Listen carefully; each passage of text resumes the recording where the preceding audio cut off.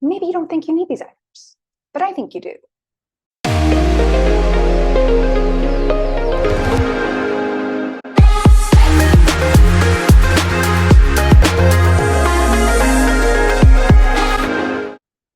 This video is somewhat of a follow-up to the 53 items that I packed on the Camino.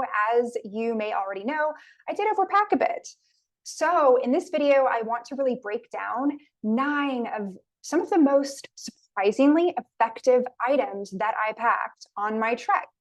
All right, first up is shower sandals, not to be confused with flip-flops. The reason being, your toes are going through a lot. Your feet are going through a lot, and you could have between the toe blisters.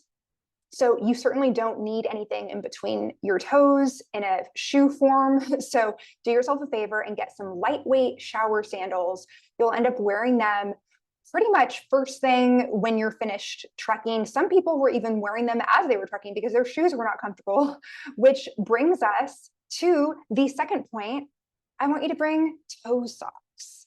And the reason for this is because it separates each of your individual little toes so that there's less friction and there's a greater likelihood of not having a lot of blisters. I actually did find it to be quite effective.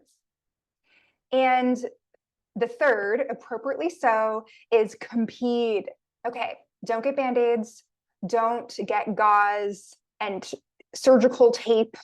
I ended up getting those things and I was wrapping this blister that bursted, and it was just, kind of dry and gross, and it just wasn't really doing its thing. The great thing about Compeed, it's an actual brand name, is what you're going to be doing essentially is making sure that the area is clean and dry. You don't need Neosporin for this, antiseptic. Ideally, it's been washed with soap and water, and then it's dried and you put it over, and it can stay on for multiple days. You don't need to change it. Some people were changing bandages. Of course, there are certain things that may constitute more care, but for your blistered feet, Compeed is your friend. Let's see. Okay. Then we have fourth up, transition glasses. You don't need your contacts. So these are the ones that I brought, and they took me from, I'm wearing contacts now. So they took me from day to night. They took me from sunshine to storms. So basically, and I did bring 2 pairs. I do have another pair of transitions that were my going out nice pair. They're cat eye, but for the most part, I just wore those because they were my more sporty sort of transition glasses. And it just, when you're really minimalist, you don't need to be poking your eye on a regular basis. And you might want to wear sunglasses, or if it's raining, it does kind of help shield your eyes from some of the intensity. So that is certainly something that I recommend. And number 5, quality running shoes. These are the ones that I have, some Asics, and you actually don't need hiking boots. I encountered some people who had hiking boots, and they were the same people, not all the time, but sometimes, that ended up actually walking in their sandals or their slippers. Craziness, right?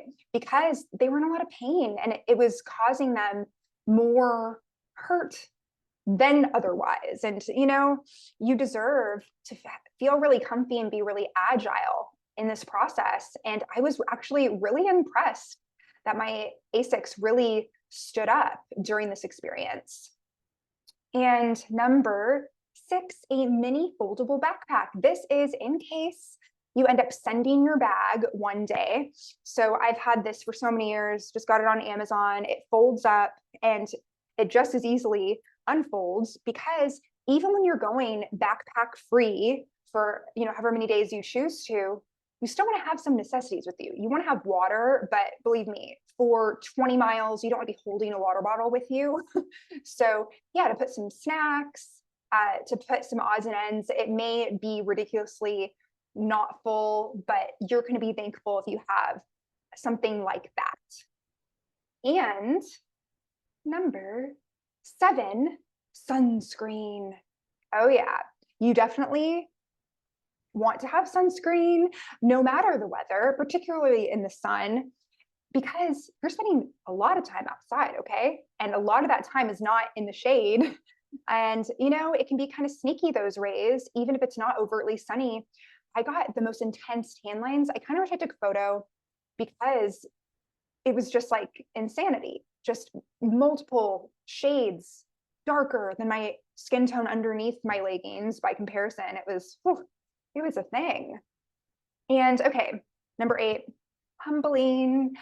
You remember how I thought that I could get away with just bringing a bar of soap? Okay, I'm going to advise that you actually bring a mini everything because your soap gets grimy and gross. That happens very quickly, and it wasn't actually effective anymore. Certainly not my hair, not actually keeping me clean. I felt a little bit repulsed by it, just going to say. So, very little, shampoo, body wash, face wash. And you know what? These things are 1 ounce. You can have a pack of 3. Treat yourself in that way. And along the way, you will easily be able to get replacements of these sample size things. Number 9 is a lightweight water bottle. And you know what? I don't have one right now, so I'm not going to show you one. But initially, I knew better than to bring my water bottle that has insulation. I'm like, too heavy. So what I ended up doing was every week, I got a new plastic water bottle that I refilled.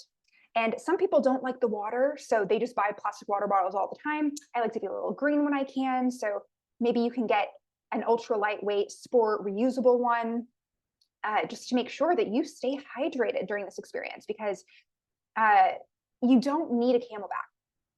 Almost everyone that I met that had a CamelBak expressed that they didn't need it because you're not in the middle of nowhere. It's not the PCT where you need to have your food and beverage for 5 days. Really, you're within 3 to 17 kilometers, you're going to have a cafe. You're going to be in a little village or even a bustling city. So believe me, you don't need to over prepare, which a lot of people do because they think it's going to be something really like in the middle of nowhere when it's actually not. It's not, Manhattan, but then again, it's really not like you're out in the woods, at least not all the time. Also, fuzzy sock. All right, so those are the 9 items that you need on the Camino that I believe are the best items based on my experience of being out there for a total of 33 days from France all the way to Finisterre. And I'd like to hear if any of these items surprised you. If you have done the Camino, what's another one that you would add that people should be aware of? Go ahead and put that in the comments. And yeah, go ahead while you're here, like and subscribe, because there's a lot more where this came from, personal and professional development content, as well as some travel, Camino, nomad type stories and tips. Well, I hope that you have a wonderful day, and until next time.